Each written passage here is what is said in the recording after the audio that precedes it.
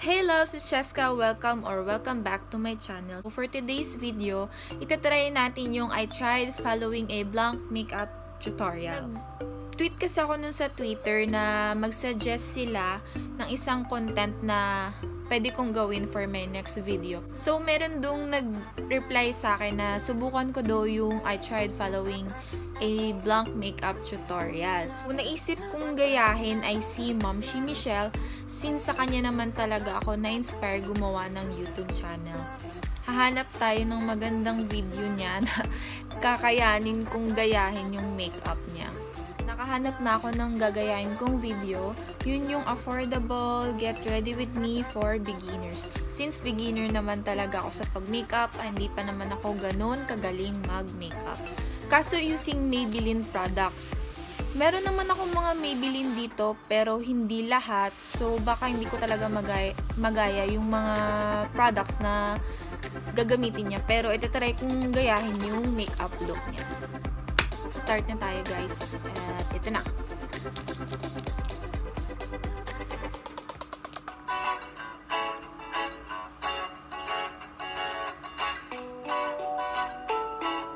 Ang ganda niya.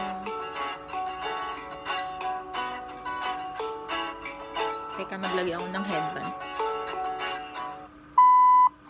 Hi everyone! Welcome back to my channel. Bagong ligo So, siya. I'm here again for another makeup tutorial. Fresh na makeup tutorial today. Something pa-bright ng inyong eyes, something na makakapag-open ng inyong mata. Mag-start na tayo with our makeup tutorials. Syempre, ang mga gagamitin ko for today are mga Maybelline products. So, mag-start na tayo. So, I'm gonna start with foundation as usual. Pero wait lang, mag-spray muna ako ha.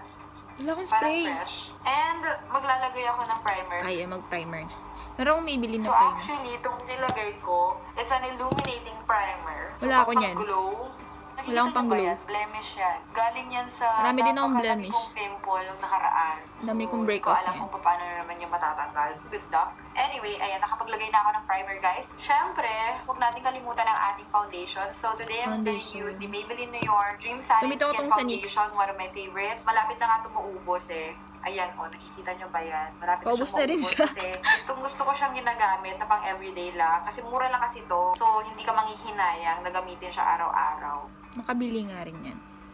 Uy, ala. Teka. Teka, Mamshi. Ano bang ginagamit niya? Yung ano? Ito. Okay. So, ngayon guys, maglalagay lang ako na... Wait! Okay, game. ng concealer. At meron ako dito yung Maybelline New Instant Age Rewind na concealer. Hindi ko alam kung available to sa Philippines, but I hope it is. Kasi gusto ko tong concealer na to. Kasi nakakapagtagos talaga siya ng mga dark under eyes. Kung wala man dito sa Pilipinas, mag-ano na lang kayo. Magpabili na lang kayo sa mga relatives ninyo na nasa States. Bilis mo ha. Sandali. Tapos ngayon guys, iba-blend ko lang siya using my beauty blender. But, iinom muna ako ng kape. Nagkape na ako kanina, Mamshi. Pero medyo mainit-init pa siya. Ang sarap! Totoo, ang sarap ng kape guys. Kaso nakakapanervyos siya.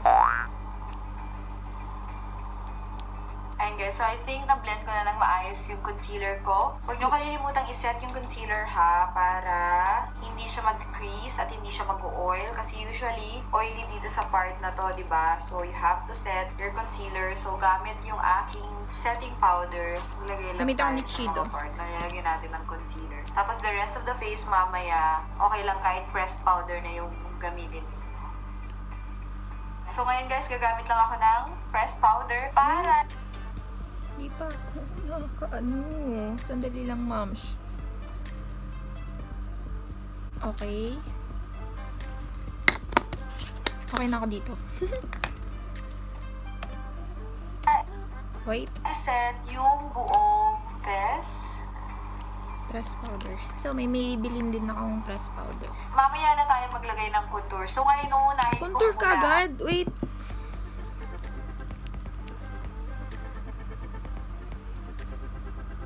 Okay, game.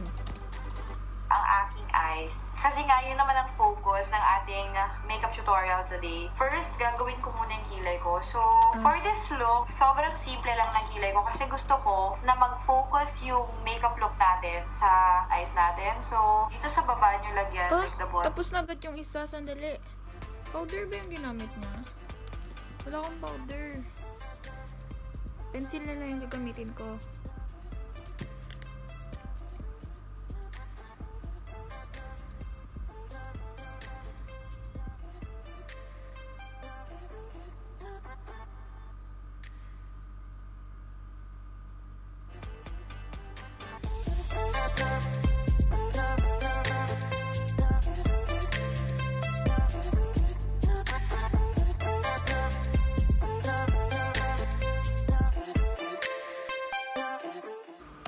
Bottom part. Diba? Inunaan ko na si Ma'am si Michelle. Mukha siyang, bilis niya. Pakak. Pakak. Pero hindi pala. So, ngayon ang ginagamit ko lang na pangkilay is powder. Kasi minsan powder iba nga yung talaga. ginagamit kong pangkilay. Minsan pencil, minsan pencil gel, lang ako. Hindi ako minsan marunong ng wala. powder. Ngayon, powder lang tayo. Sige. Ganda ng kilay niya. Kainis.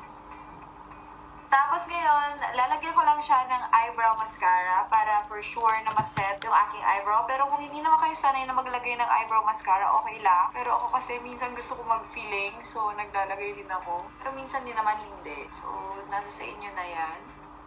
Sana mag-concealer siya. So ngayon guys, sobrang simple lang ng eyeshadow natin kasi this look is pang everyday lang, hindi siya yung pangganap. So, try natin na sobrang simple lang yung ating eyeshadow. So, maglalagay lang ako ng a little bit na eyeshadow here. Pampabuhay lang, alam mo yun, pampa-cute. Just gonna get my eyeshadow brush. Kuha lang ako ng matte brown eyeshadow at lalagyan ko lang yung crease ko para ma-warm up siya ng konti. Alam nyo, halos lahat naman ng makeup look, lalagay ka ng eyeshadow na brown para ma-warm up yung crease mo. And pag natutunan mo na yon, halos lahat kaya mo nang gawin. Basta make sure na i-blend mo lang ng maigi. Parang ganyan lang. Ayan. Actually, okay na yan. Tama na. Kasi baka masobrahan ko na naman.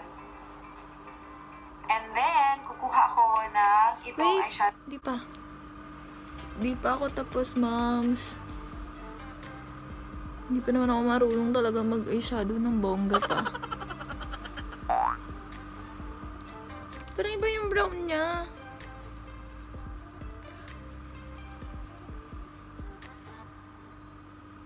Okay na yan? Eyeshadow na to. Metallic lang siya. Brown lang din siya pero medyo dito banda. Huwag dun sa gitna sa may lang, dulo here. Dulo. Halos kamay ko na nga lang yung pinaglalagay ko kasi sobrang simple lang talaga. O, diba? Sobrang big yung difference. Ngayon kunin mo ulit yung eyeshadow brush na ginamit mo kanina and i-blend mo lang siya maigi. Tapos kukuha ako ng white na eyeshadow tapos ilalagay ko lang dito sa center. Wait. White na eyeshadow. And then, ito na. So, gagamitin na natin itong Maybelline Hyper Sharp Liner na 0.10mm lang. So, sobrang precise at sobrang...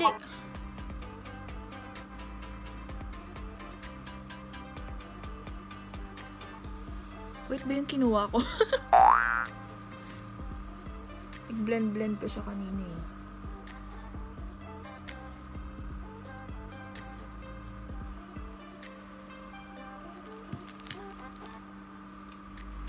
Okay ba? Hindi ko alam. Sabi na sa inyo, hindi ako marunong mag-eyeshadow eh. Kontrolado mo talaga yung ginagawa mo. I would recommend na kayong mga bata or yung mga beginners. Hindi ako marunong tungkil. Kung hindi pa kayo masyadong marunong maglagay ng tungkil, mag-practice muna kayo. So, pag wala kayong beses na ako nagpa-practice. Practice lang kayo, di ba?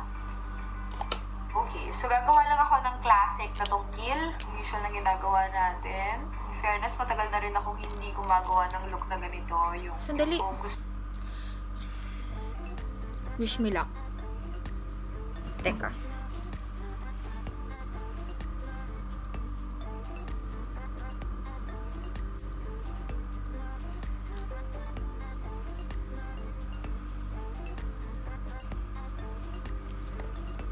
Sa tungkil talaga.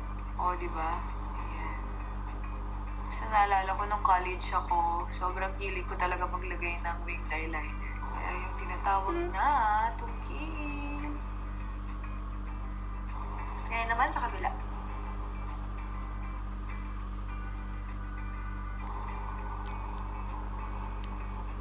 So, para mas lumaki patignan yung mata natin, para mas maging focus pa siya, yung hyper sharp liner, lagyan mo ng konti dito sa baba. Konti lang, hawak masyado.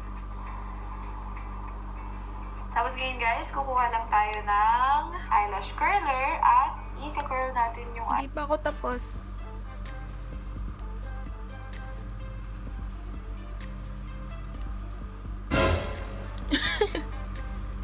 Ang tsaka, bes. Nahirapan ako magtungkil, guys. Tignan nyo, di ako marunong talaga, oh. eyelash natin. Eyelash curl.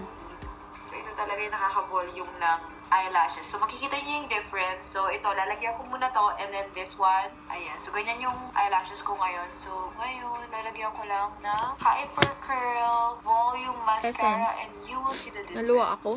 The good thing is, this is waterproof. So, hindi kayo mag-worry na mag-smudge siya araw-araw kasi, Diyos ko Lord. Ayan. O, diba? Nakita mo yung difference, moms?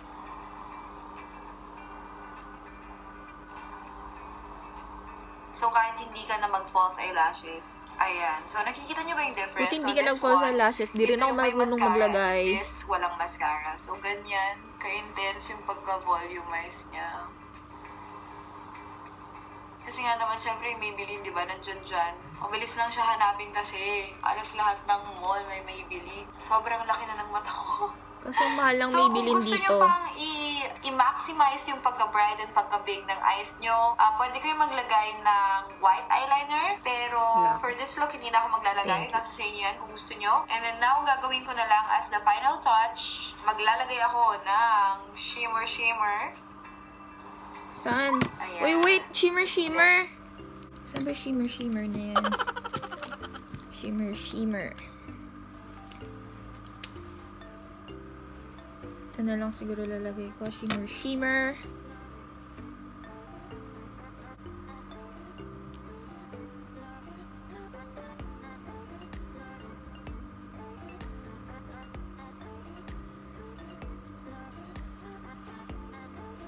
Bali, Maybelline din yung gamit kong palette na eyeshadow.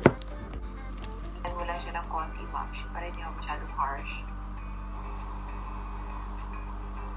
Ayan, sobrang simple lang, pero kabong. Ayan guys, so I'm done with the eyes. And then now, let's move on to contour. Okay, mag-contour na tayo kasi hindi naman pwedeng lalabas tayo hindi tayo nakakontour, ano? Hindi pwedeng ganon. Huwag ganon. So, kukuha lang ako ng aking favorite na pang-contour at maglalagay lang ako ng konti. O, diba? Laki ng difference. Pag nag-contour ka na, parang na-magic na yung mukha. And then now, guys, so katatapos ko lang mag-blush na nakapaglagay na ako. Wait. Nag-blush na siya agad. Wait lang, moms. Don't rush things. Charot.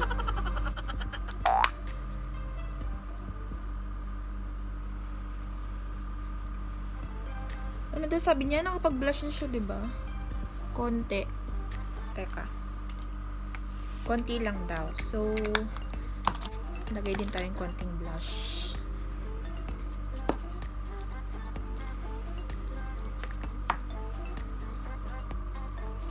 Konting blush on.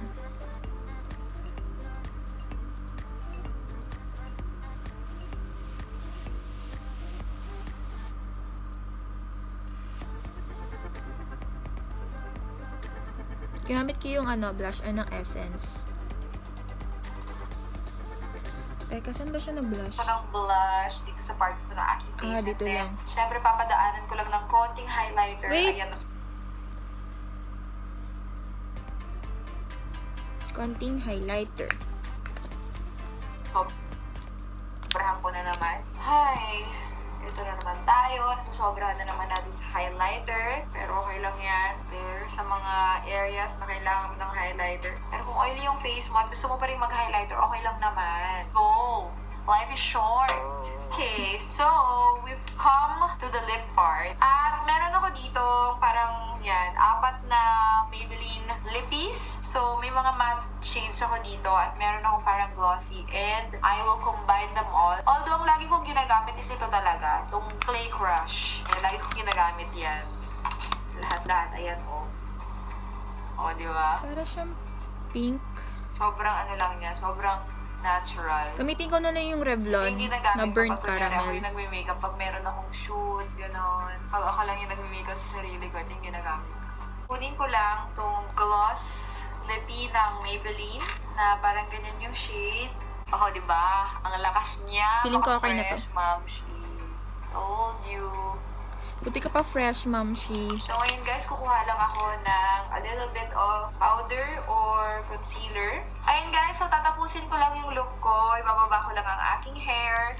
At magbabalik ako. Ayun guys, so this is now the final look. Ayan, o, diba? Super simple lang siya. Pwede siyang gawin. Kung meron kayong ganap, pwede to. Pwede rin siyang pang everyday. So, nasa sa inyo na yan kung ano yung gusto nyo. Ayun, angels, thank you so much for watching. If you like this video, please don't forget to share this to your friend. And of course, huwag nyo kalilimutan na i-like tong video na to. And kung hindi ka pa nakaka-subscribe, mag-subscribe ka na. So, ayun, thank you so much for watching. And see you on my next video. Bye! Mwah! So, yun guys, ito na yung finished look. And, di ko alam kung nagaya ko ba. Kanina kasi medyo dumilim na yung yung ilaw ko kasi hindi ko pala siya na-charge. So, kaya itong selfie ring light na lang yung nilagay ko. Teka, ayusin ko lang to. So, di ko alam kung nagaya ko yung makeup ni Ma'am Shi, pero happy ako kasi marunong na ako mag-makeup. Marunong naman ako mag-makeup, pero yung eyeshadow talaga medyo nahihirapan ako. Paano ba mag-mix ng mga colors, yung ganun-ganun. Kaya minsan sa trabaho, parang brown lang talaga yung nilalagay ko sa eyes ko. Tapos, kemerut dyan. So, yun guys. Thank you for watching. Sana nag-enjoy kayo panoorin ng video na to. And please subscribe if you haven't already. Click the bell button below beside ng subscribe para ma-notify kayo sa mga new videos na i-upload ko. So, thank you for watching ulit and I'll see you in my next one. Bye! Mwah!